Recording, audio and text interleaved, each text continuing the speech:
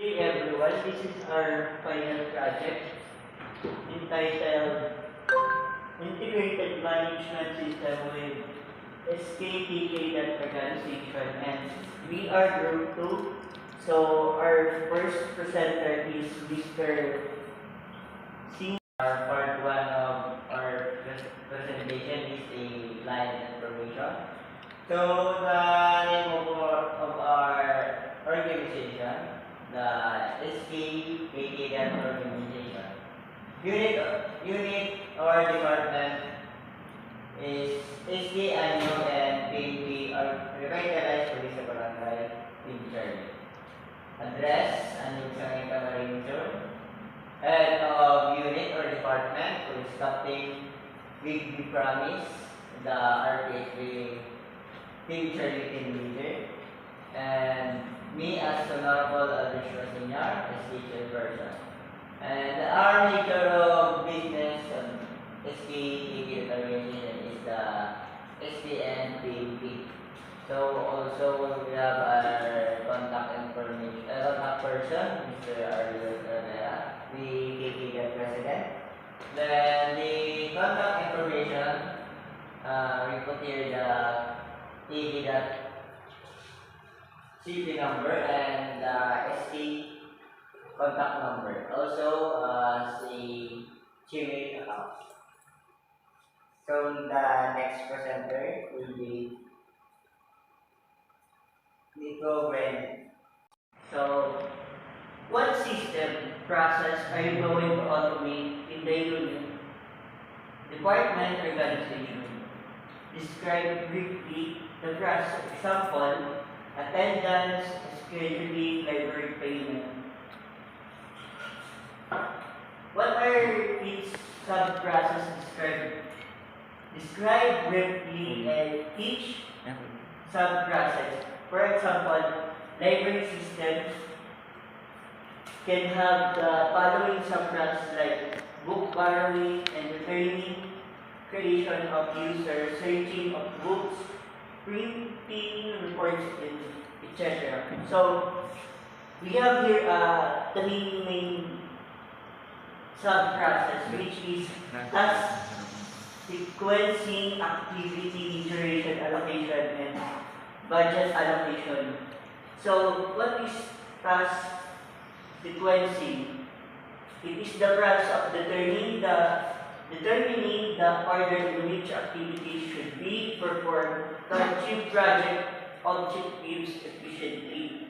And in activity duration naman, we have to allocate involves and estimate the amount of time required to complete each activity within the project. And then the last is the budget allocation, which involves the determining the financial resources needed to complete each within the activity. So, yun po. We have three sub-processes po. And the next presenter po is si Miss Ariaga Aini. Documentation of the process. So, the business rules. So, may apat witang business rules. Point is staff rules. Every staff member must have a unique staff ID. A staff member must have a name, position, email, and phone number. Each department must be managed by exactly one staff member. Staff members can manage only one department at a time. So, second ko is participant rules. Every participant must have a unique participant ID. A participant must have a name, email, and phone number. Participant can participate in multiple activities. Participant can belong to multiple departments if relevant. The next is department rules. Every department must have a unique department ID. A department must have a name and location. Each department is managed by exactly one staff member. So last is activity rules. Every activity must have a unique activity ID. An activity must have a name, description, date, time, and must be associated with a department.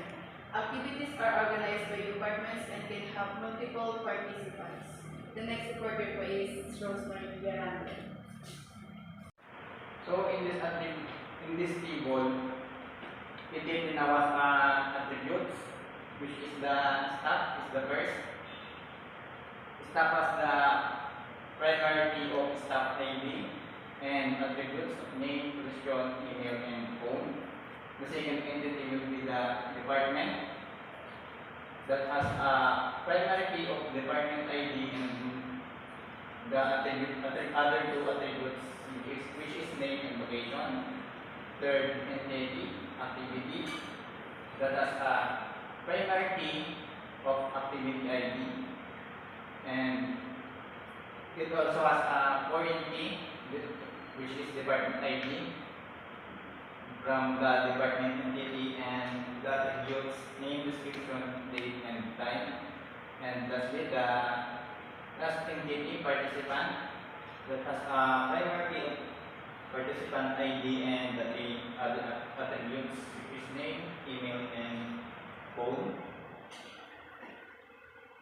And the next presenter will be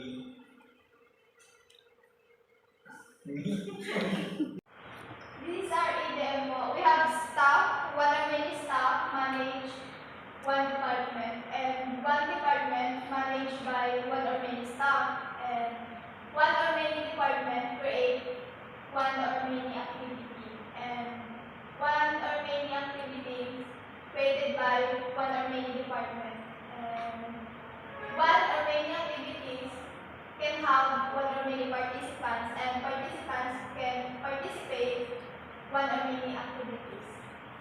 And our next presenter po is Mr. Mark Jun Villar.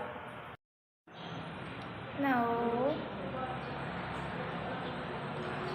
I will use create command to create database named kkdat.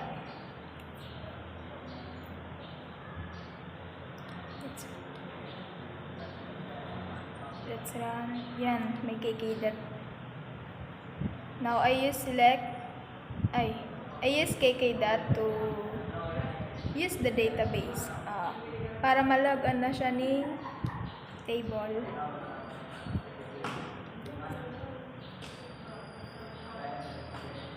Yan. Create table, staff.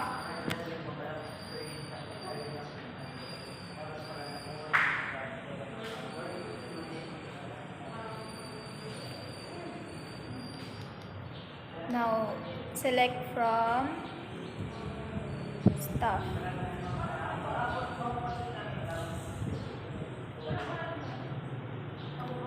Yan. So I'm here to perform insert command to insert the data to table stuff with values in each row, which is name, position, Gmail, and phone number. So we have here in name Al Joshua Senior, position SK Chairman, email aljoshua@gmail.com, with phone number, and next here is Arlo Rivera, and so on. So I perform insert command.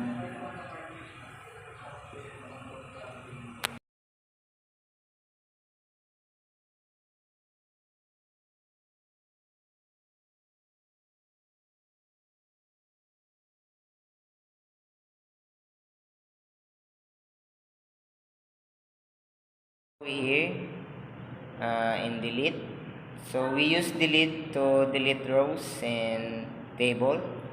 So we use command delete from activity, where act ID is 25, name named clean and green.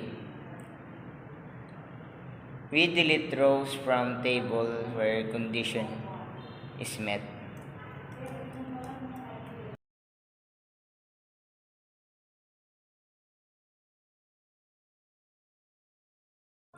To update records in my SQL database, we use the update statement. This statement allows you to modify existing records in table. So we update the staff table to set the value of phone of 0905 411 where staff ID is 123. To update the row with the staff ID.